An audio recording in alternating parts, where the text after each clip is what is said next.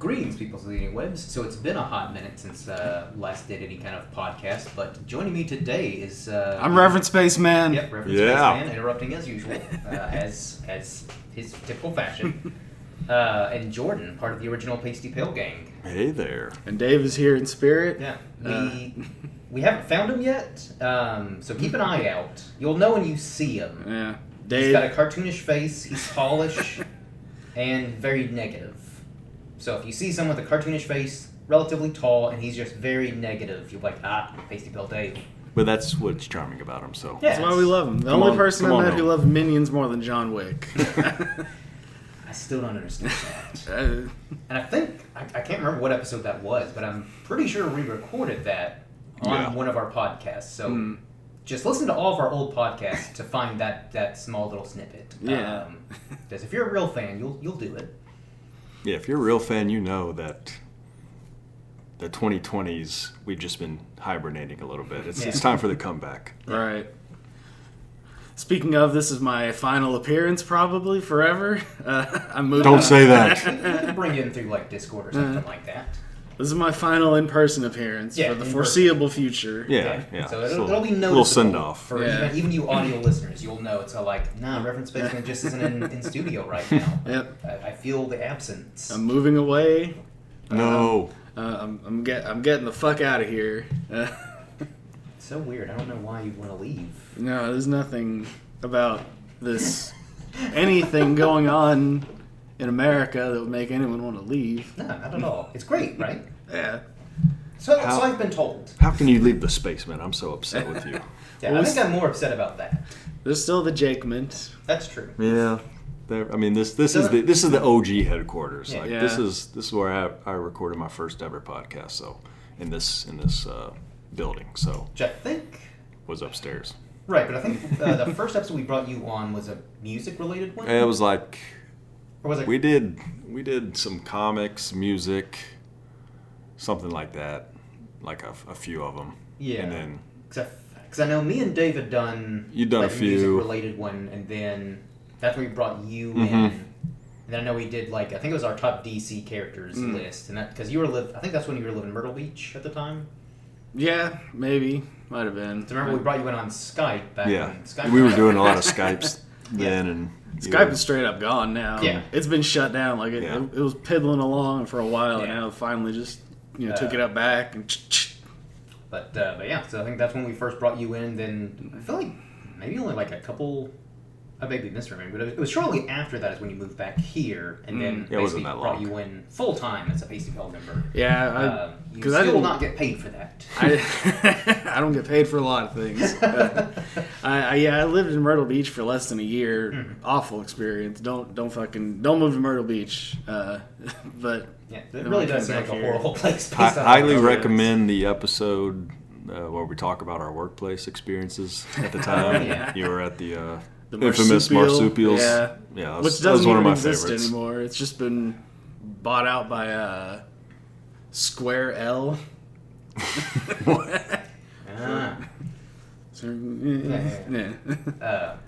those on Pasty Pale After Dark? Because After Dark was on your channel, the Reverend Spaceman channel. We did a few different ones. Yeah, After Dark was just... That might have been on yours. That might have been where we ranted about our jobs. Maybe. I don't quite remember, because there's a lot we recorded about. Mostly movies. We had good crossovers over the years. We had the original Pasty Pale stuff, then we had the Reverend Spaceman channel, then even I did a podcast with fellow guest Phil, Mild Mannered Movie Man. Then you all had Toy Owl, which I really I really enjoyed Toy Owl. I would love for you guys to bring that back. It was a good time. We kind of fell through because just time happened, but it was a good time. I remember it fondly. Oh yeah. Out of the Loop. Yeah, those were good. And then we did a Star Trek Discovery for a little bit that first season. Yeah, we did. I think we tried to do episode by episode, but we ended up having to lump too hard. Together. Yeah, it's better, I think, to lump them together. But no, we had a lot of content, a lot of different good shows. I thought enjoyable over the years. In our heyday, we were probably recording 2, sometimes even 3 times a week. Yeah. Obviously, with my terrible editing, by the time they got released, they were usually out of date by like a week or so. But yeah, we were. If it was something that really needed to be put out like soon, you'd usually get on it, like trailer reactions and stuff, and movie reviews and stuff like that. Because that kind of was our bread and butter. Were like especially X-Men related. Because I remember, like, for whatever reason, any X-Men related video we did usually did, like, some of them got hundreds of views. There's one, I think it was like right after Apocalypse. Mm-hmm. I think it was the trailer for Apocalypse that got released for San Diego Comic-Con. Because we recorded our thoughts on the leaked trailer, didn't wait for it to come out officially. Yeah, and I don't think I was aware that you're not supposed to do that, but it's like, we're a tiny channel, no one's going to know. And to this day, no one really cared. That worked to our advantage being we small. Didn't post the trailer, so That's true, yeah. And then we could always, like, I would just post the, once the episodes were done, I would just go, like, on IMDb's message boards and just post them there, back when that was a thing. Since, I mean, that stuff's been gone for years, but, you know, just get those first clicks, and that's what, you know, probably not the most honest way to do it, but we could get to 100 views pretty quick that way. We were a scrappy little YouTube channel. We were doing whatever it took. Nothing wrong with promoting yourself. You know, like, it's whatever. Yeah. You got to get your name out there somehow. And it did kind of work for a very, very tiny core audience of like 5 people. Were always comment and be like, "Good job, guys." Yeah. Which kind of leads us to what we were talking a little bit before we even hit record, was just kind of the comic book industry and superheroes, and even previous discussions we've had about movie theaters and the going experience and stuff that we used to really talk about and be into. And we'd go to these movies and there'd be a huge crowd and be a good, memorable experience. And you can get that every now and then, but it's just a lot of it's gone. Which, not to sound like a bunch of old guys talking about the good old days, but that's essentially what it is. We're getting up there. We're closer to 40 than we are 20. I mean, the last time we sat down and recorded one of these, I'm pretty sure we were all in our 20s, and now we're not. Holy shit. We were. Yeah. We're dying. This is actually the last episode because I'm gonna be terminally ill on the way home and not even make it home. Actually, I'm just gonna commit seppuku after this. I mean, well, I'll upload the podcast. Yeah, upload it first. Have some decency. Yeah. God bless. I corrected myself. Okay, thank you. I'm just riding off into the sunset. Yeah, at least one of us gets a happy ending. I will literally be over the horizon, growing pot plants and just living large. As we'd expect you to. Yeah, no, like it was a lot of fun, kind of just seeing the evolution of this channel from where I feel like it started off more comic centric, then it became a little bit more movies. And still, like, included, like, comics and stuff like that. But yeah, then it definitely became more focused on, like, reviewing movies, big TV shows, like, trailer reactions and stuff like that.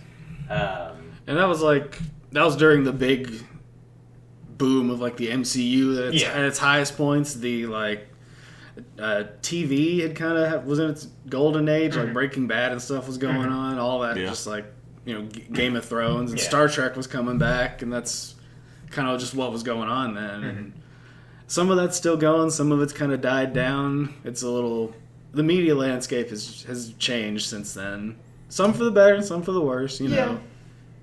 Well, even podcasts are so hard to start now. Like, it's good that you've been able to have this channel and keep it going.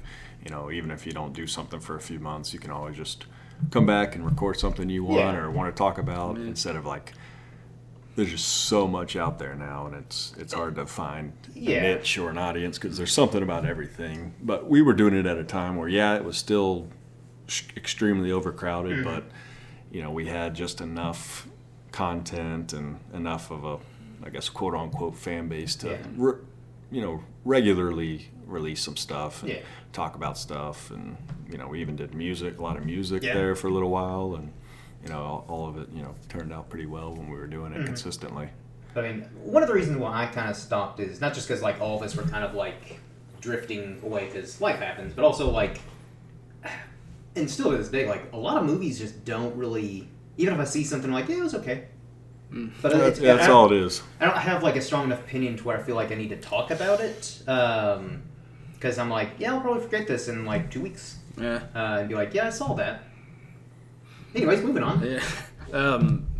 The creator, I saw that from what's his name? Gareth Edwards. Yeah, I saw that last year, and that kind of stuck with me. I thought that was really good. And it sucked that movie didn't do that well because it was a relatively small budget, like 85 million, something like that. I still haven't seen it, but I've heard that like visually it looked really good because he knows how to like budget appropriately and just showing scale and stuff. Like, he's always been really good at that. Yeah, because like Godzilla 2014 is it's still my favorite movie in the franchise. Rogue One. Rogue One. Because I love like that. That is. It's hard to say if it's my favorite Star Wars movie, but it's definitely up there with like the original trilogy in terms of like quality.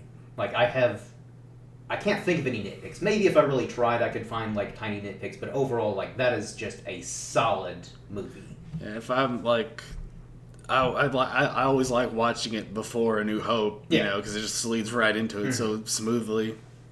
Yeah, and it's like the bar is super low, but it's obviously the best of like the Disney era Star Wars movies. Because like the sequel trilogy was just, man, they diminishing returns to put it nicely. Yeah, we stopped recording. Thankfully, I mean Disney was already in the process of ruining Star Wars, but had we kept the show going past 2020, it would have just been a Disney Star Wars bash from my end. And like I remember, because I'm pretty sure all of this we did a recording of The Last Jedi, and that's when the shift really happened. But I remember, I think at the time you were still maybe more positive. I knew I had to see this movie at least one more time because watching it in theaters, that was the first time I'd ever seen like a Star Wars movie or any kind of big like franchise movie that I love, and being like, I don't know if I like this. So that's why I kind of wanted to see it again to be like, okay, now that I know what to expect, to kind of better contextualize, like, but and I'll say this, I think from a technical standpoint, it's probably one of the best Star Wars movies. It just, everything else, it like falls completely short. I'm still kind of mixed on it, because like, I think if the follow-up, if The Rise of Skywalker hadn't been so bad, I think The Last Jedi could have been looked upon more fondly, like, as part of the trilogy, but then The Rise of Skywalker, that's how I felt. I was like, did I not like this? Yeah, well, The Rise was such, which we talked about this probably on Mild Mannered, was such a cleanup movie. Yeah. Because I got JJ back, then they had to pretty much let him, like part of an apology for let him redo what mistakes, quote unquote mistakes were made in the previous film to do this, do that, and then you're going to have to, fans be divided no matter what. So that's why I was like, it was a safe movie. That's what we kept saying. It was a safe movie. I still feel that way. Last Jedi, when that came out, I was like, well, I'll give it a chance, let it sit with me. I actually have soured on it even more as the years goes by than probably most people.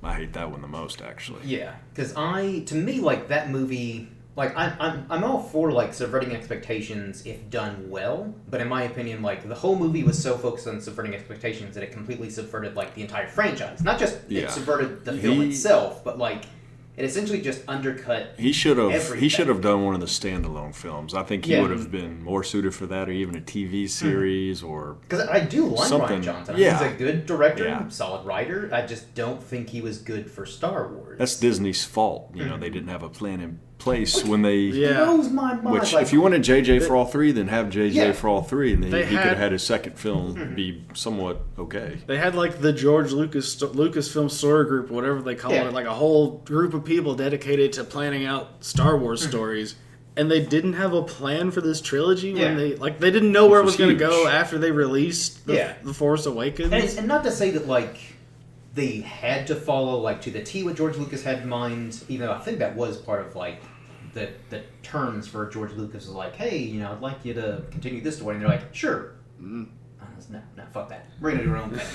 Now, not to say that like George Lucas would have been, his vision would have been perfect because he's got his own flaws, but I still will take the prequel trilogy over the sequels any day because there's a coherent plot. At least if he had made them, it would have felt like an artist's vision. Yes, and that's not what the sequel trilogy feels like. Yeah, it feels like a running start, a trip, and then limping your way to the finish line. Yeah. Pretty much. And that's the problem now. So my question is, in 10, 15 years, when the kids who saw the Disney movies are our age or older, you know how the prequels have come back in popularity. Even 10 years ago when we were recording consistently, the prequels weren't even that well liked as a whole as they are now.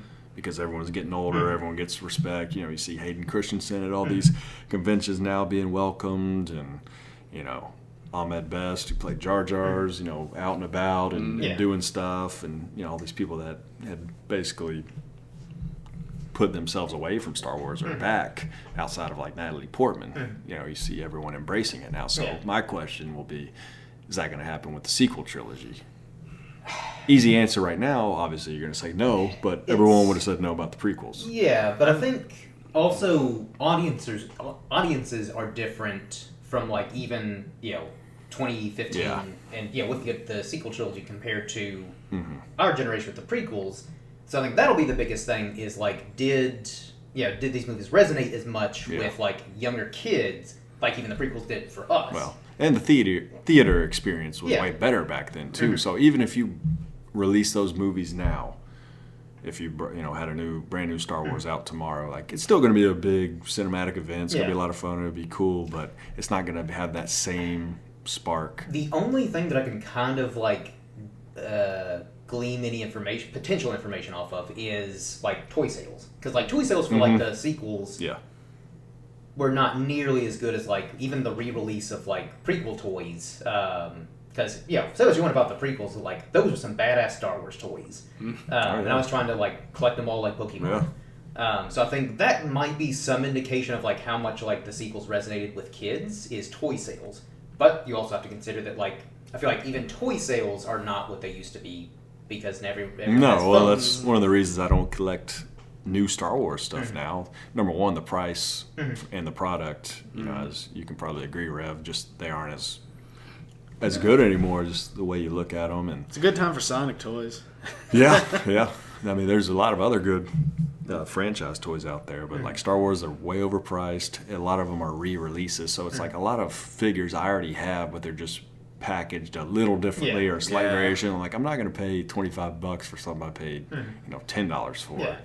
And it's essentially the same toy for a movie I may not be that fond of. Now, if I had kids or something, sure, I'll buy the stuff. But as a collector, I feel like that's nitpicky. Like kids, I'm like, you no, deserve better kids. We're not bothering with that garbage. Let's go to a hobby shop instead. And just as I've learned, like, having a big collection gets to be a burden at a certain point. Oh yeah. Like you've been helping me get rid of a lot of mine. Like because I'm having to move and just get rid of a lot of stuff.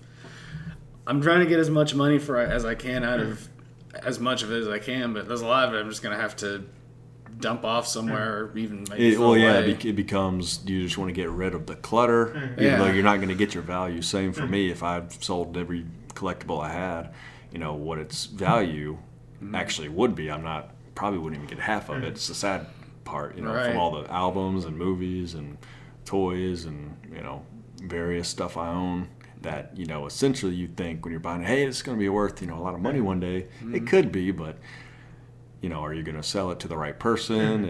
Are you willing to wait? Or are you willing to get things graded? Like I've got different cards that can get money for the grading, but are you willing to even spend that to get that to make that value? Yeah, so it's like you get to that point where you're like, I'll just take it to this store over here and just sell it and get my money and move on. Yeah, it like downsizing. You just really you just have to kind of accept you're probably going to lose money on this stuff, but get some of it back and hold on to the stuff that's the most sentimental to you.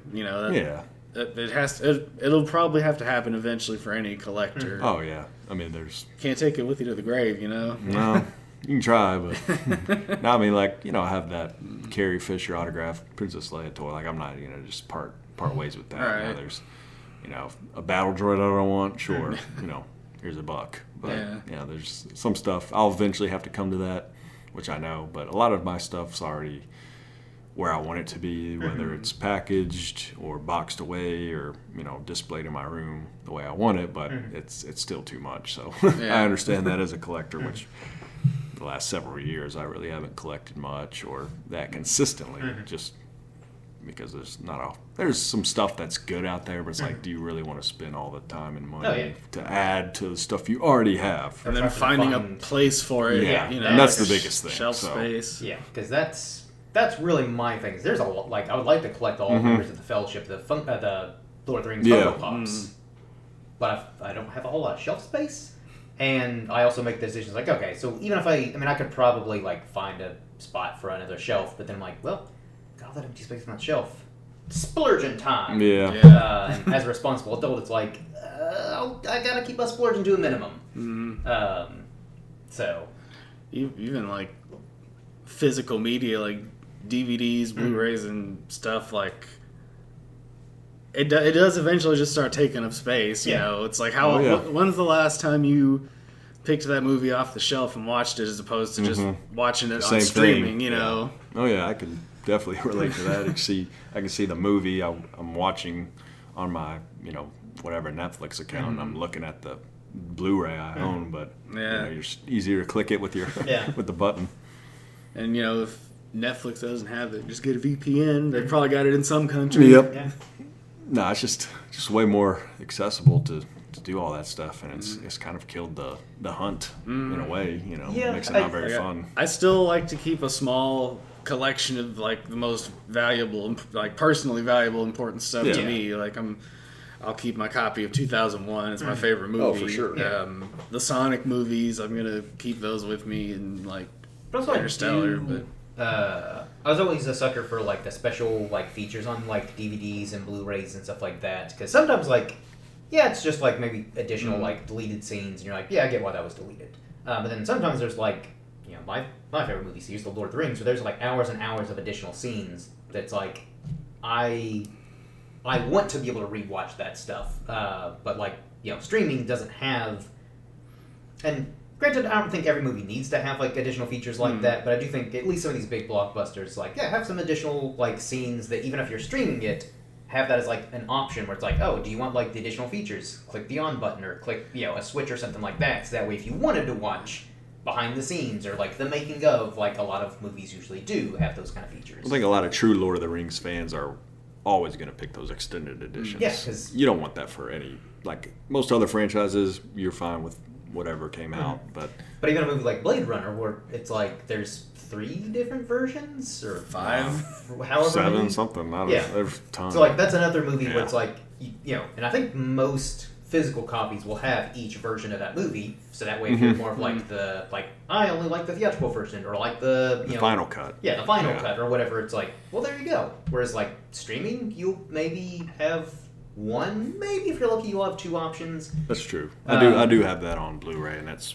pretty cool. Like when every time I watch it, I'll typically pick another different version. Which sometimes there's only minors. Yeah. Then a few of them there's different endings. So it's pretty neat. So I think again, and granted, like I don't even know. I can't think of the Snyder Cut is probably the most recent example, but that was one of the rare cases where that actually got released on streaming because of the whole outcry of people wanting to see the original versions of that Frankenstein monster version that we saw in theaters. So that's probably one of the rare times where like they might have a physical copy of that, but you can still just stream it, and it's like 6 hours, but it's broken down into basically like little short movies or like a really long TV show. And I still haven't seen it just because it's so long, and I haven't. Really? Yeah, I haven't carved out like the time 4 hours. For it. It's something like that. Yeah, I watched it on HBO. Yeah, because I was surprised at how much more I enjoy it. Like it's still by no means like a perfect movie, but don't watch it in one sitting. No, how could you? But like compared to the theatrical cut, which to me was just it really was a Frankenstein monster. You can clearly tell like that's Snyder, that's Whedon, Whedon, Snyder. Whereas like Snyder's cut, it's a more it feels very. It's his vision, and the fact that like that's a rare occurrence too, where the studio was like, "All right, I know we fired you, but why don't you come back, do your version, and then because the fans actually want that." So I'm sure the studio lost money, but at the same time, that's still cool that they were willing to do that. It gained them some good PR. Yeah, which Warner Brothers has done everything in their power since to ruin again. Yeah. I'm sure, like, I don't know if y'all know about Coyote versus Acme at all. Yeah, because I think that was a movie that they had completed. Totally finished, and then, and I think Batgirl or Batwoman was, like, almost finished. There was a Scoob. Yeah, it was completely finished. Yeah, there was a Scoob short. Yeah. And they just wrote them off, said, we're just not going to release these and take Like, how do you not at least put them out? Right. Like, is the tax bonus that much more than you get releasing them? But Coyote vs. Acme is coming out next year, finally, supposedly. Yeah.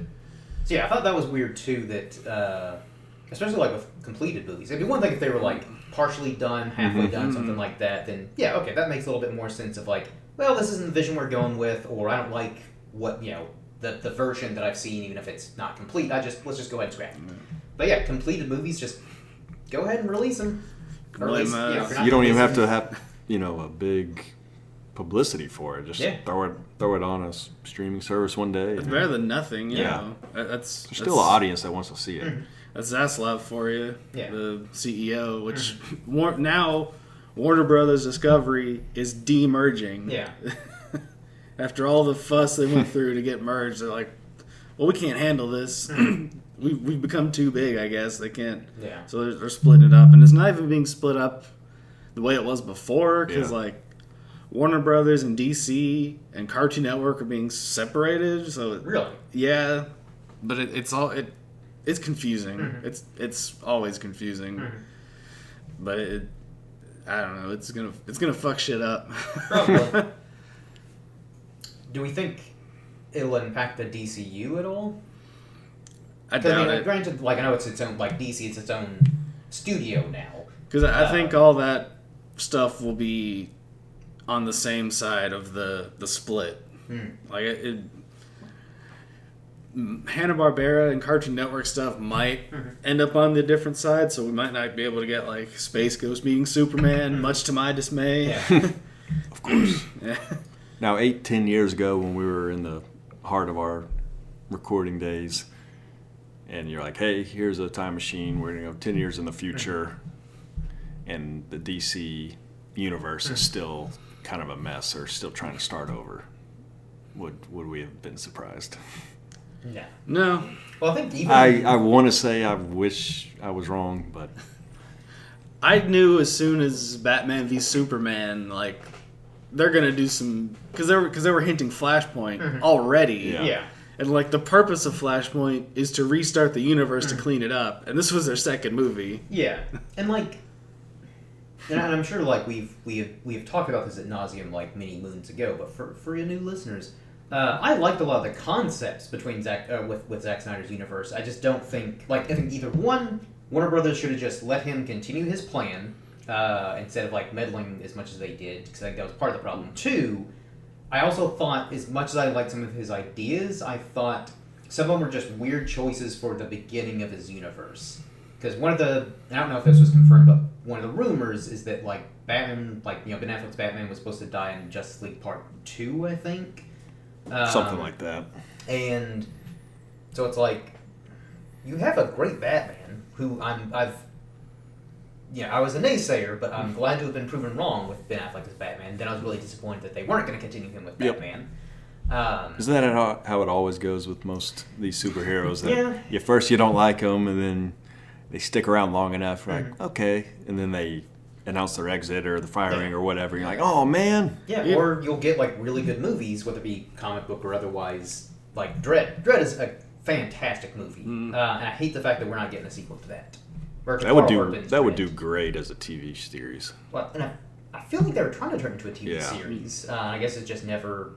It's one of those just production hell things. Yeah. And he's not above TV, he's been on The Boys. Great show. And Carl Urban, I think, has even said it's like, if they ever do this again, movie, TV show, it's like, I'm on board. He's still in shape and everything to do it. He can do it. Yeah, and again, the commitment of, like, in Dredd, kept the helmet on the entire time, and it's like, I like that, because Carl Urban, he's a handsome guy. Most handsome actors would be like, nah, I gotta show the face. Like, it's true to the source material, and it's, a cult film already, 10 plus years, so it's another forgotten movie, really, if you talk to, I don't know, people 25 and under, they're not most of them are going to know what that is or have seen it or like it. Yeah.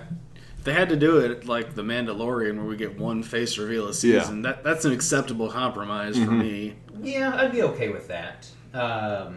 That's another thing. The Mandalorian came out and proves you can make a show about a character who wears their mask the whole time. Yeah, it's all about execution. And again, those first 2 seasons, solid. Season 3 kind of shit the bed. Yep. Still haven't seen it. Yeah. You're okay. Yeah, you're okay. I think the last newest Star Wars thing I've actually seen... Well, I saw Ahsoka, and I thought 2 things. One... Why couldn't they have brought her voice actor? You know, she looks like her, and she's, you know, all the other people they brought in from the Clone Wars, they got the voice actors to play them in live action. And 2, I thought, this is a thing I watched, and then I forgot about it. Yeah. But which is most of current Star Wars. Yeah. Before that, the first season of Visions is probably... that was really solid. That's probably, like... my personal favorite thing that Disney has done with Star Wars. Because that first season was really good. It didn't get bogged down in continuity and whatever. It was just like, let these people give us their vision of Star Wars. You know, Visions, that's the name. Like, we got my favorite episode personally, the twins from Studio Trigger, who's like one of the best anime studios out there today. They made... Cyberpunk Edge Runners, really good. Yep. Really damn good. Kill la Kill, BNA, Brand New Animal. They're currently releasing the 2nd season after like 15 years of Panty and Stocking, because they made that back when they were at Gynax. They never miss. And that's another example, Visions, their episode. Yeah. I would watch a series of that. I really like that kind of feudal Japan feeling one. That was one of my favorites. The samurai one? Yeah. So one, I really liked just visual art style of that, and just it kind of like was in line with like some of George Lucas' influences of like, you know, Akira Kurosawa films. Basically, just he took a lot of his influences, put them in his brain blender, and then we got Star Wars. So that's another thing too that I like with Visions is like, you can do all these different influences. And again, you're not beholden to the continuity. You're just like, here, want to have a samurais with lightsabers? Boom, there you go. I like the Rabbit Girl episode too. Yeah, that one. I like that one. It just shows Star Wars has such a wide variety they can go to, and they just always stick to the same stuff, which is the frustrating part. It's like they ask the fans, like, hey, fans, what do you all want? It's like, oh, we want this. What's that, a Young Yoda movie? Yeah. They're like, no, none of us said that. And they're like, I'm pretty sure I heard a Young Yoda movie. And I think they said a Jabba the Hutt movie, too. Yeah. I'm like, no, who's asking this? You guys, and we're going to give it to you. It's like, no, stop it. It's like a Pawn Stars interaction. It's like, I want KOTOR, and they're like, best I can do is Ahsoka. Yeah. It's like, I'll give you a Rey movie with a Jar Jar cameo. How about that? It's like, I don't think you will get that Rey movie. Well, you lost me at Rey movie, but you brought me back with the Jar Jar. See, that's the thing. That's the thing. They do just enough to be like, okay, just we'll check mark on it. Because like I rewatched. My wife hadn't seen any Star Wars. Like I think she'd seen it on TV when she was a kid, but actually watch it. Right. Like when a few years ago we just started going through all of them in numerical order, and before that, like most of her experience was with the Dreamcast game, Jedi Power Battles. So she knew the basic outline of Episode 1. I still hate Jar Jar. Like he's still fucking annoying, but there is kind of there's an irony to it now, and I'm sure y'all remember the Darth Jar Jar. I was about to say we know Darth Jar Jar. So yeah, don't be bringing up you don't like Jar Jar. We know the truth now. Yeah. Well, also that was one of those theories that like when I first read, I'm like, shut up, that's dumb. Then I read it, I'm like, oh my god, no, I love it. This could have been brilliant. That's my favorite fan theory of Star Wars. Because it lines up, because like, there's like a fan theory, but they did like video of pointing out all the evidence. Yeah, no, it's great. Even Clone Wars had some little hints of it there, and apparently they finally brought it out officially in like a Lego Star Wars movie a couple years ago. I haven't seen it, but I remember seeing it in a trailer, and I'm like, oh my god, they finally did it. Which again, that's an example of like George Lucas should have just stuck to his guns, man. He should have been like, shut the fuck up, fans. I know what I'm doing. But yeah, there's just so much potential. That's why I get frustrated with it, because it's my favorite franchise. But I'm like, not to say I'm not a fan anymore, but when something new gets announced or even gets released, I'm just kind of yeah. Well, when I'll check it out announced, eventually. I just roll my eyes and like, it's not. Yeah, that's not. Like, unless it's like I'm in the theater watching all the like 50 different movies that have been announced, I don't believe it. I mean, if you really wanted it to succeed right away when Disney took over, you should have just had Dave Filoni and like Jon Favreau just run all of it. Yeah. No one else. And then you could have maybe had some better outcomes or more potential or whatever. Or they could have had a creative team around them. They just had way too many voices with influence. And it also blows my mind they never gave us not even a single scene, not even a flashback of like the original like Luke, Han, and Leia together. And like it makes me more frustrated that like apparently JJ was like, yeah, I didn't really know what to do with Luke, so that's why he showed up at the end. I'm like, fucking idiot. If you didn't know what to do with him, then you shouldn't have accepted the job. Why were you doing this? Or Lucasfilm should have been like, hey, so if you don't know what to do, we'll get somebody who does know what to do, because he's Luke fucking Skywalker. JJ should have stuck with Star Trek, because I actually liked his Star Trek. Honestly, yeah. And also, honestly, I think he's a good producer. I like a lot of his ideas, but he's not. Yeah. He's an okay director. Like, he's competent. He's fine. Yeah, but all of his movies, he's not one of those directors where once you watch their movies, you're like, that's clearly a Spielberg film, or that's a Nolan movie. You're just kind of like, that's a movie. Not bad. Yeah, it was fine. You know it's JJ when you see the lens flare. Yeah, the lens flare is like his only like kind of identifiable thing. He handled Star Trek well. I think the second one, Into Darkness. Yeah. I get the titles of Into Darkness and Beyond confused, but I think honestly, I like it better. I liked it when I saw it, then I kind of soured on it because I started. That one was like not as well perceived. I remember when it came out. Yeah, but looking back, like I think it's pretty good. Like, it's not a straight. It's not my favorite of those new ones, but I still like them. I think my favorite is probably Star Trek Beyond. Like that one is good, man. It's so underrated. Yeah, because it came out right when the came out in Suicide 16. Squad came out, and that one got more money and got an Oscar. It was like it came out was like forgotten in a way, like just bad timing. Yeah, but no, I like that one. I remember a lot of people didn't even go see it. Yeah, or didn't care. Myself included. I've still not seen it. It's good. It's good. It's like I enjoy it. It's a TOS episode. Yeah, it's definitely got that old school vibe. And it's kind of a mixed bag now, but generally, I think Star Trek's in a good place. I have been keeping up with it. Discovery, it got better as it went on. Yeah. Introduced Captain Pike, who is now the star of Strange New Worlds. Yeah. He's great. I wish he was my dad. Lower Decks, that's like the animated series. Yeah. You know, it looks like a Rick and Morty clone, and it kind of is. It has a rough start, but it just got better as it went, and that's tried and true for Star Trek. Yeah. Like, watch the first season of Next Generation. It's so weird and stupid, but the characters just being who they are is what carries you through it, and then it grows the beard, as they say. That's where that term comes from. When Riker grows the beard, it's like, okay, the show's getting good now. Yep. And except for Prodigy, which is like the Nickelodeon CGI animated, like the Clone Wars knockoff looking thing. That one, this term's a little overused, but it's kind of cringe. Like, all the dialogue is just kind of bad, and I don't know. It's the only Star Trek series I haven't finished. Picard again had a rough start, but season 3 excellent. It's just another. Heard nothing but praise for that. Yeah, it's just another season of TNG after all these years. And I think Star Wars could probably learn a little bit from Star Trek, because I know even though it seems like with a lot of fans it's very uneven, but at least I think Star Trek is trying new things. Now, whether it's good or not is subjective, but the fact that they're still like, well, okay, let's make a Star Trek show for, like, younger audiences. Let's make a Star Trek show for this demographic, Yeah. Star Wars, I feel like, is not... They're just dumb.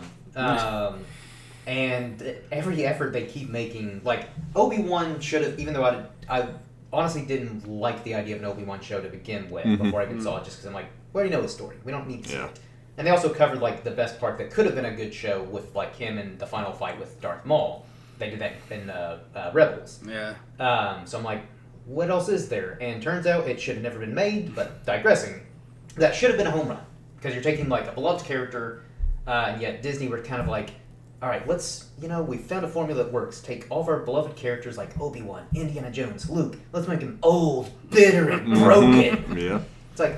That's the rules. Yeah. It's like, Han Solo, old, bitter, and broken. It's like, you guys just hate old people? That's something I think they could learn from Star Trek is how to handle aging characters. Yeah. Because, like, it's fine to show, that a character gets old. It happens to everybody. Yeah.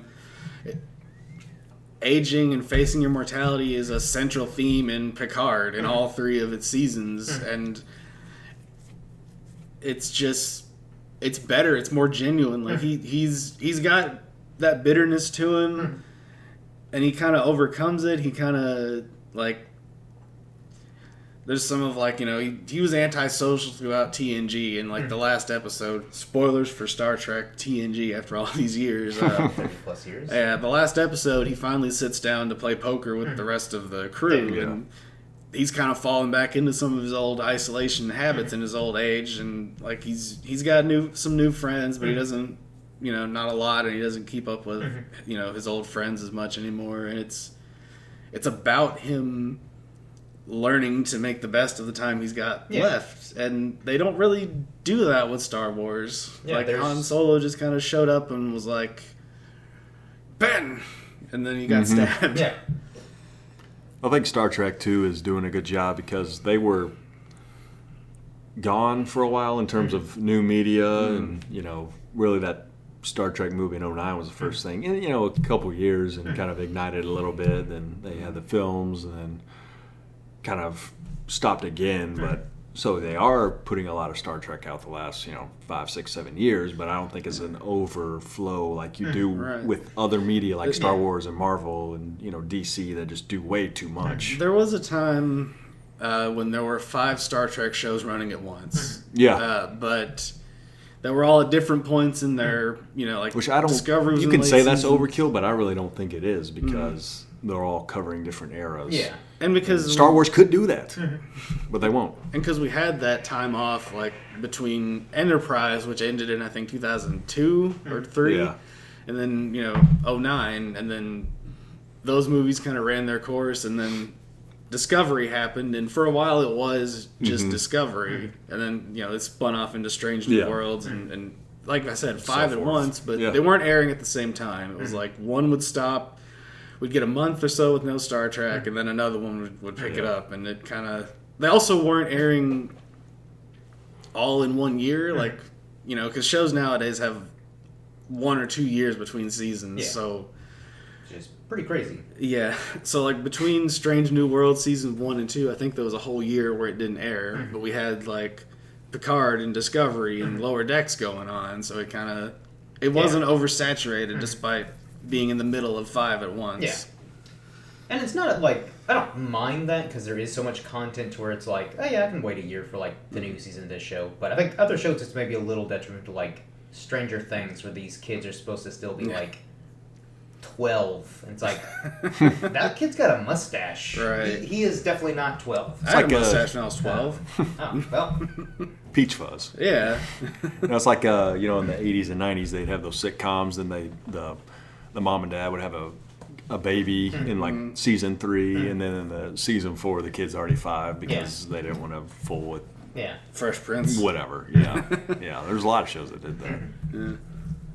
It's like that kind of thing. But I guess, Star Trek, huge franchise, one of the biggest ever. I still feel like not enough, I guess, younger people even appreciate it compared to, your superheroes and Star Wars and fighting and stuff. But, those other franchises and big studios could learn several lessons from the current part of the Star reason Trek. is because Star Trek has always been like a more intellectual Oh, yeah. property. Well, that's why I didn't like it as a kid. Yeah. I was more drawn to Star Wars. And especially like with the TikTok generation, like, my niece and nephew, like they maybe watch Star Trek like if you sat down with them, but like I don't think they'd go out of the way to be like, that's just the way it is. Watch this show from like the 80s, like Next Generation or further back with like the original series. They might see like a specific clip from the show with some inspirational music placed over. That's how they see it these days. Like I'll see random clips from Justice League like that on the like 1 or 2 times a year. I check out YouTube Shorts and it's like, man, this is like, I remember this. It's nostalgic for me, but like this wouldn't mean anything to me if this is how I saw it for the first time. No. It's just completely out of context. It's Batman said this thing. It's like, well, yeah, but like there's a whole story going on here. There's more to these characters than sound bites. Yeah. Well, not in today's generation of everything now, everything short and sweet. And Have either of you seen the Minecraft movie? Nah. I did, actually. the 2-hour-long TikTok video that it was? Yeah. Yeah, I didn't know a whole lot about the background and stuff going into it, so... Like I've played it a couple times, but I'm by no means... I thought the movie was fine. I enjoyed it because I didn't know anything about it, so... I know there's a lot of other people that were in an uproar over it and about the controversy and things like that, but me being so dumb and uneducated about a lot of things, I was able to just kind of watch them. I just thought, like, as a movie, it failed. Like, it didn't... It wasn't true to the source stuff, is what a lot of that I was reading. More just, like, the characters weren't anything. Like, they were, like... The editing was just so fast-paced and just hard to keep track of, and it just, like... I didn't feel like a moment of it was genuine. Yeah. Even, like, I know we're oversaturated in irony today, and it's, poisoning everything, but even that just felt like... It felt like it was written by an AI, like if ChatGPT wrote this movie. I wouldn't be surprised. And I don't like that. Because as an aspiring writer, I don't like that AI is... Because I'm sure that like anybody who writes a script or novel or comic, probably even at this point, like will have to like, they'll probably have to ask like, so like how much of this was written with AI or whatever, like some kind of disclaimer of like this is entirely AI, but give me money. And my answer to that question is if the percentage is anything higher than 0, fuck off. Yeah. And that's fuck off. But that's also one of the reasons why I think studios... fuck off. like AIs are like, oh, awesome. Let's just not hire people at all. We'll just auto-generate like the script, the acting, and all that stuff. And it's like, no. It's also like, it's more expensive in the long run because the shit that ChatGPT turns out is so bad... that they end up having to hire writers to go back and fix it up. Yeah. And it costs more and more on them in the long run than if they just hired a person to do it. Like, I get, again, AI, like any other tool, I think used in moderation is fine. So, like, say if you wanted to write something and then ran it through ChatGPT for, like, some basic editing. Granted, I've never used ChatGPT. I don't know how, like, accurate it would be with editing. But, like, let's just say that, like, it's decent. Like, it'll catch a lot of, like, the basic grammar errors or punctuation. Then it's like, cool, that's fine. But don't, like, pitch a script and be like, all right, ChatGPT, go. And you can, like... You'd still have a better time, like, just talking to a friend and saying, hey, do you want to read this thing I wrote? Give me some feedback. Like, don't, like, be honest. I don't want... don't worry about hurting my feelings. Give me real feedback. It was we had to, or at least I had to work hard to cheat back in school. Yeah. Now you can just, like, do it this way, man. I was like, I was having to really be able to squint and see my eyes, see what you're writing on your paper over there. And, yeah, I mean, like, it's there's no effort. There's no effort. My final exam for Algebra 2 in senior year of high school. Statute of limitations. Yeah, I'm bad at math, and I'm like, hey, there's like 300 classmen chicks that sat like around me, so I'm like, all right, ladies, I'm gonna need your help. Initially, they're like, no, I'm like, trust me, I know how I'm going to cheat off you all in the context of, tests without getting caught. And also it's like, I'm going to graduate. I don't want to go to summer school. And so eventually they're like, fine. And I passed. So take that, school. Yeah, now you're in the Jake, man. Let's go. Yeah, didn't have to use AI for that because it was unavailable, but still. Yeah, like there's no effort in cheating anymore. Like, where's the fun? Where's the thrill? And also, like, teachers are getting wise to it now. They can tell if you just. You can like run it through something now, and like especially like college kids writing papers. And like I saw someone. It's gotten so bad at this point. A teacher gave their students an assignment to just to make sure they're still doing work and actually like learning. They said, "Okay, I want you to generate this with ChatGPT, and now your assignment is to proofread it, like figure out all the errors and report on them. Like, so you like, okay, you're not gonna be a student, you get to be a teacher and grade your own work, basically."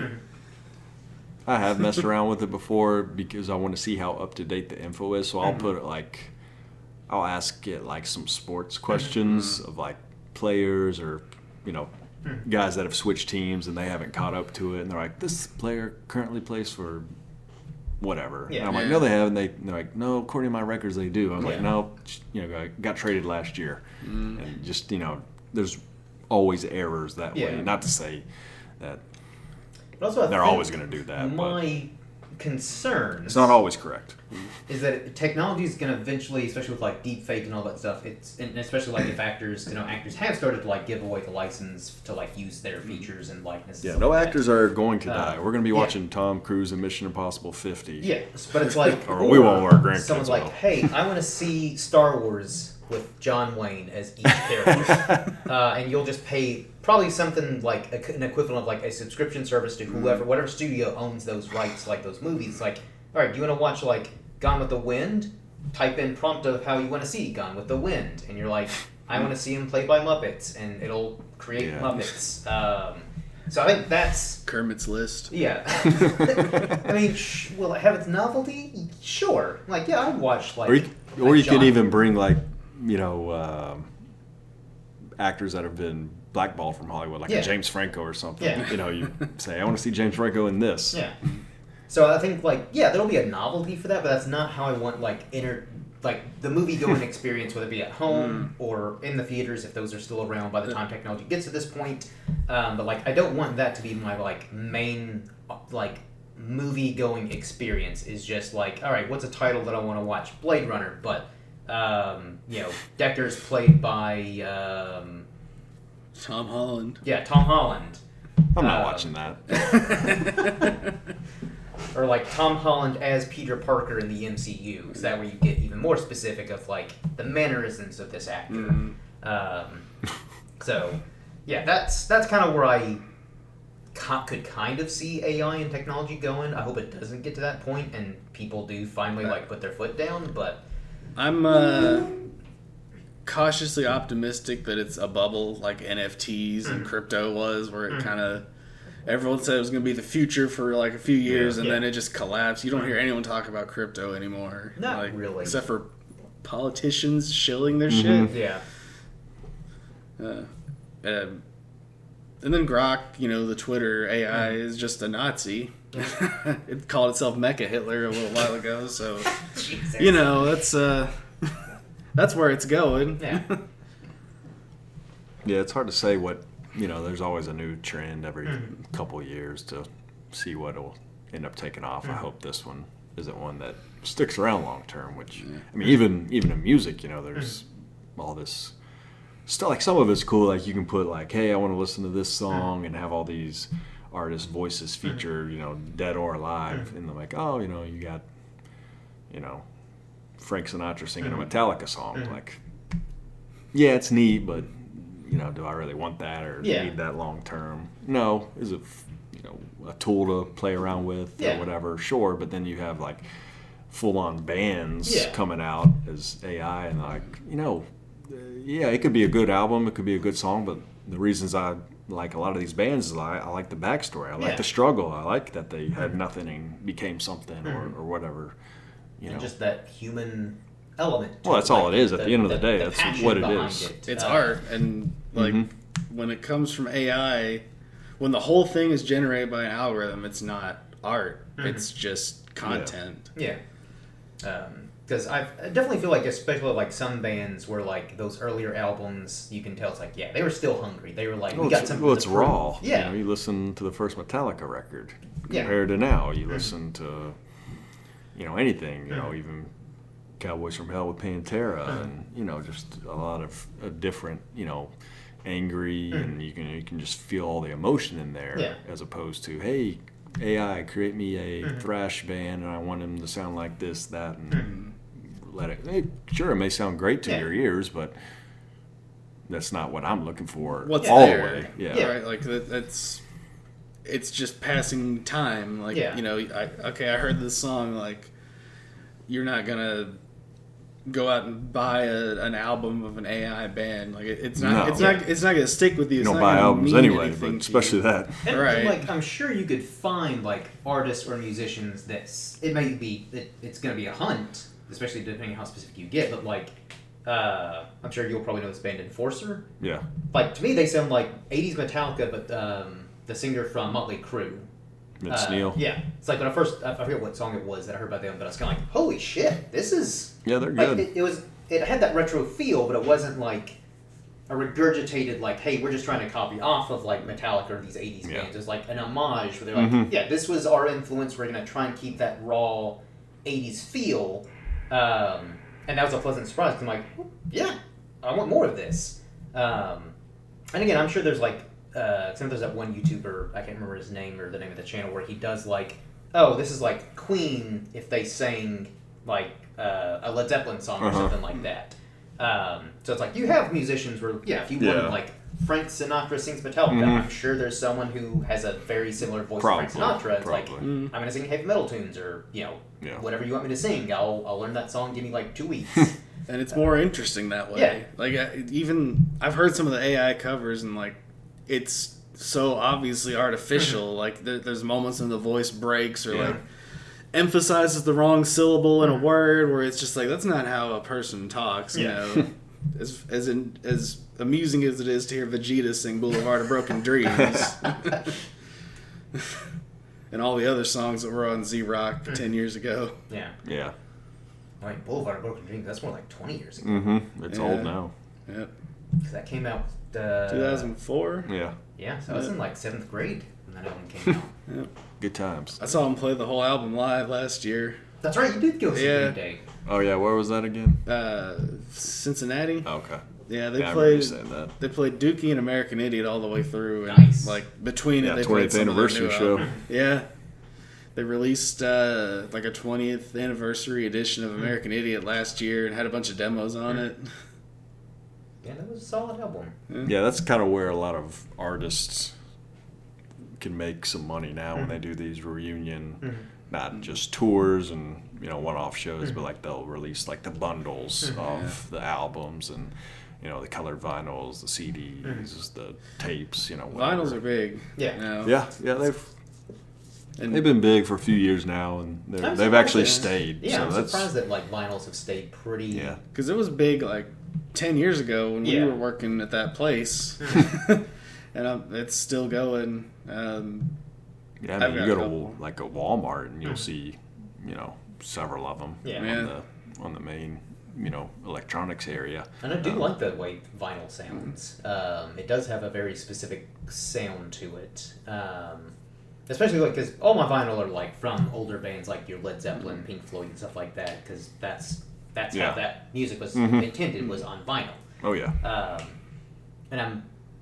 And I mean, like, I'd have to double check my vinyl to see. I hope none of them are like remastered versions, because I really, overall, with most bands, I'm not a big fan of like their remastered, because a part of the appeal is that raw element of like. Sometimes that's all you get though. Like if you're like, trying to discover a newer band or an older band, like on Apple Music or whatever, like they only will have the remastered options. And sometimes I get why they want to remaster it. I like, get it. Polish it up, but for sure. Like, because I know Megadeth's first album was like very raw. It's like they spent $20 on the recording for it. That's why I like it. Yeah, that's. I know some people they hate that. Yeah, they're like, I don't like it because it sounds so raw. It's like, Yeah, when I was younger, I used to be that way about some stuff, but as time passes, I appreciate that way more than the original sound. I don't care to have another 10, 20 bonus tracks. Give me the original 9 songs or whatever that's on debut albums. It's about them as people and like being kind of with them at that point in their journey, their artistic journey. It's like polish is great, and it's something that comes with time and experience of doing your craft. But as a viewer, there's value to like seeing where they came from and like what they got started with. Like I think that's more important than the polish of especially polishing something old like that. Because imagine like you as a creator doing like art and stuff like that. It's like I'm sure you would like to be like at the point you're at now 15 years ago.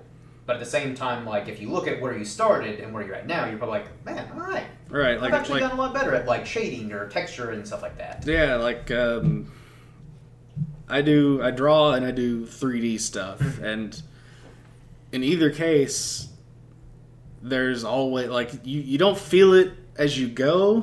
But when you, like, go back and look at something, like maybe even remake something... Like, I'll remake a character model I did, 5 years ago, and just like, oh, man, I know so much more what I'm doing now compared to then. It's gratifying, too, I imagine, to kind of be like, all right. Maybe I have moments of where I'm like, I could have done that better, but then you're like, okay, maybe, I'm actually not bad. And that just kind of reinforces that, like you think, I could have done better, but I am doing better now, and I will do better in the future. That's what art is. It's a lifelong journey of improvement and learning and creating just, for the sake of it. Like sometimes you just get this wild drive to make something and you're like, well this, can I afford the time to do this? Or, is this a good idea? But you just kind of like, fuck it won't get out of my brain, so I gotta do it anyways. Yeah, you got that artistic expression you want to let out. And, I'm on the artistic spectrum. All the progression and, ways that, you can challenge yourself in a way to, not saying you are going to be like, oh, I can't do this, but half of that enjoyment is the journey and the process along the way, too. So I'm sure you feel that. Definitely when you're at the end of a project or finish something completely and, that satisfaction. I've gotten better. You always have the voice in your head saying, you can't do this, can't do this. But I've gotten better at just telling myself, like, well, other people do this. Why can't I? Right. Yeah, I mean, that's half of it, with all the stuff we love with different bands and artists and actors and creations over the years. That's why those people got big and famous and made it. And again, in a lot of ways, creatively, like mistakes is kind of what sometimes makes something work so well. Like Jaws is like a great example of like the animatronic shark didn't work a majority of the time. So that's why we really only see it at the very end. But that really worked to the advantage. It built the suspense up to when we finally see Jaws. Like every time I watch that movie, even though I know it's happening, I still like jump a little bit because of just I guess the effectiveness. Yeah, the effectiveness of like Brody chumming the water, turns around, and then like you see it like kind of a fuzzy like jaws coming out of the water, and then you see like full face and how big he is, and just Brody's reaction of like, oh, we're gonna need a bigger boat. Like that scene gets me every single time, even though I know it's coming. And it's like it's endlessly influential. Yeah, and it just came about because of a mistake, like you said, like the shark not working like they wanted. Like that's creativity is working around limitations. Because like sometimes you'll see something where one person had full creative control and an unlimited budget, and it just doesn't really do anything for you because there wasn't any struggle in the creation process. Yeah, because I was going to kind of bring it back to like movies and I think that's one of the problems too with a lot of modern movies is they just throw money at everything rather than like, all right, hey, you're doing Fantastic Four, here's $150 million. If you can't make it $150 million, then I'll find somebody who can. or because that's another thing too is like the budgets on these movies, not just superhero movies exclusively, but like a lot of these big budget movies are like insane, to where it's like they basically have to make close to $1 billion just to like become profitable. And most of it's just paying the actors too, like because it's not going to the CGI artists. We know that they're underpaid, and which is a shame because again, like look at these older movies, like certain aspects of like the Star Wars prequels like still hold up relatively well, like. Or even the original trilogy, like the like puppets and prosthetics and stuff like that, or the ones we're allowed to see anymore. Yeah, but like I go back and watch the old versions. When I watch the original Star Wars, I have some of the DVDs have like the originals, and I actually went back and bought like almost every version of the VHS because I'm crazy and watch them that way. And if you're showing it to a first timer, they're probably going to be like, "Oh, what is this?" Compared to if they show all the re-edits and things like that. But I like to see it the way it was originally supposed to be made. So, I mean, Jurassic Park's another example. Like those effects still hold up incredibly well 30 plus years later. So, studios, if you're listening, I know you're not, but like on the off chance you are, let your special effects people have ample time to complete those special effects. That way, they actually look how they should. Instead of it looks like our technology is regressing instead of progressing. And maybe just hire a less known but more capable actor who isn't going to cost you as much, so you've got more money to spend on those special effects. Yeah. But ultimately, I do think that, like, yes, kind of what you're saying is limitations does breed creativity, to where it's kind of like, all right, I have to work around like this parameter. How can I make my idea work in these parameters that I've been set? That's going to prove how good your director is too, and your producers and people running the show. I want them to have that challenge, and instead of being like, "Oh, I need more money. I want this. I want that." No, work with what you got. Yeah. Which I guess it's easier to say when you're trying to make it or being an up and comer than someone that's well established and can get anything they ask for, but. I mean, I feel like even big directors like a Christopher Nolan or Quentin Tarantino, where they're very kind of more auteur directors. Yeah. Like they can do big budget movies, but they still. I can't imagine they're asking the studios like, all right, for my next movie, I need $500 billion gajillion dollars. Like I'm sure they'll offer them like, hey, do you need like 200 million, 150? But I think they're good enough directors to where even if maybe they initially approach the studios like, hey, maybe 200 million, they're like 130. They're like. I can make it work with 130. Mm-hmm.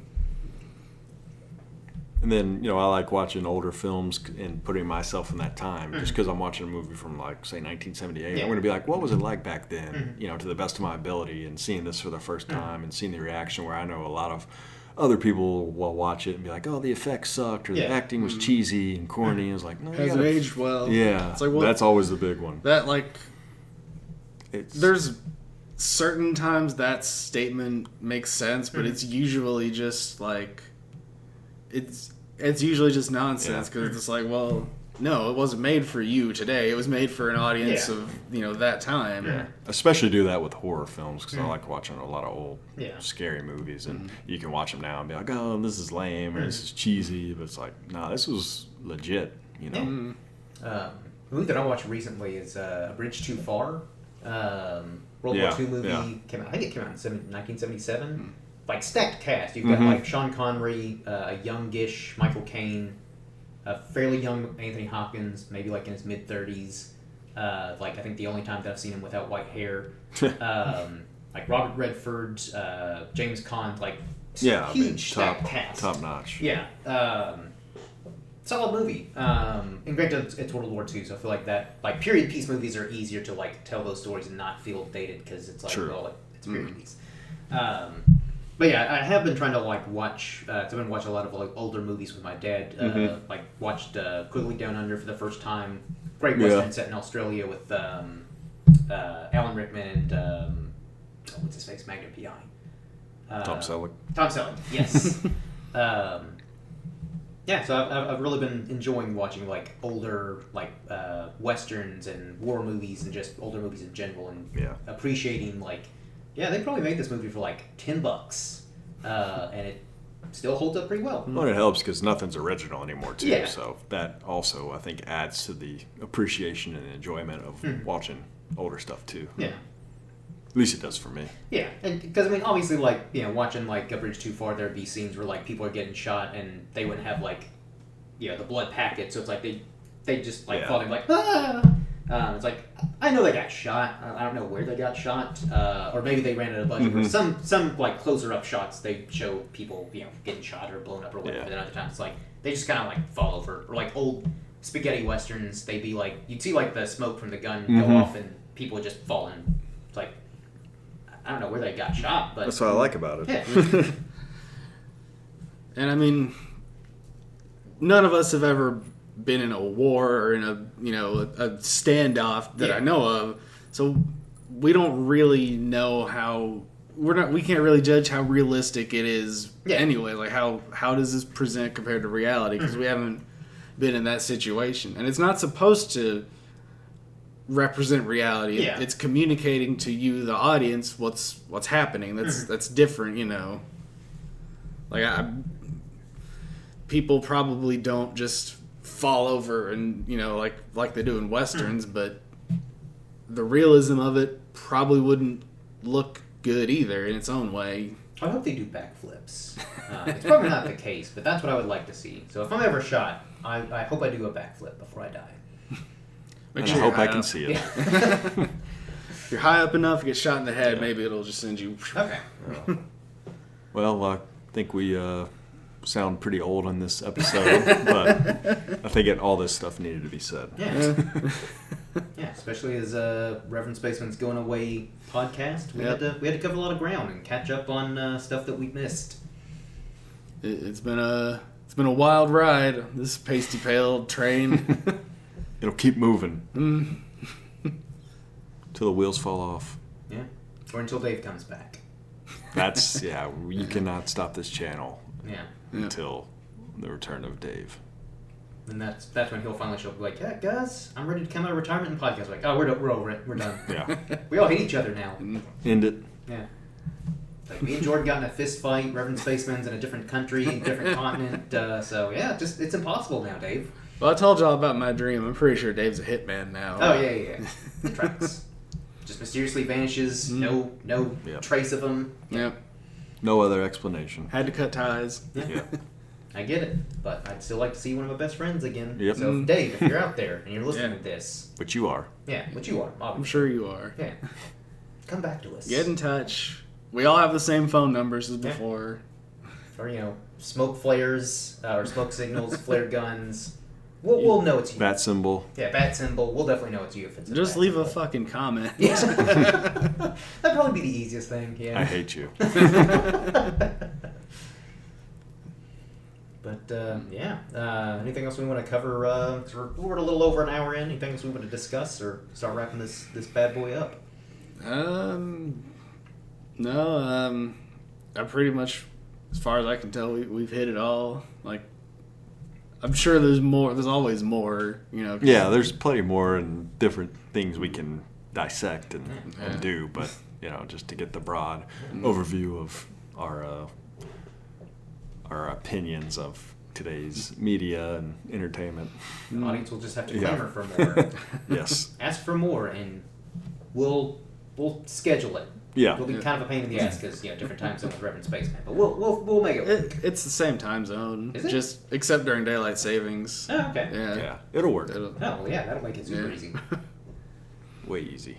Yeah. All right, Spaceman, do you want to promote your? I don't know if you have do you have a website or anything like that?